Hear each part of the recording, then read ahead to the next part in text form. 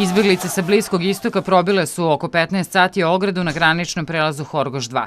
Policija koristi vodene topove i suzavac. Izbeglice su zapalile gume. Na prelazu je napeto, mađarska policija zauzela je poziciju, tu su i vodeni topovi dok prostor nadleću helikopteri.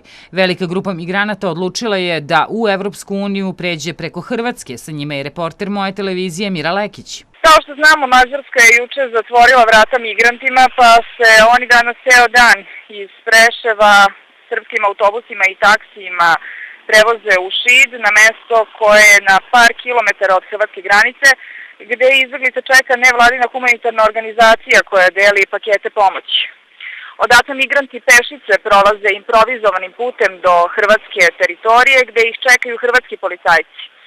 Hrvatska policija se prema migrantima ponaša krajnje humano, govori im da se ne plaše i da će sve biti u redu, a zatim ih maricom odvode do kampa u Tvornik, gde im ljudi iz Crvenog krsta pružaju svu neophodnu pomoć.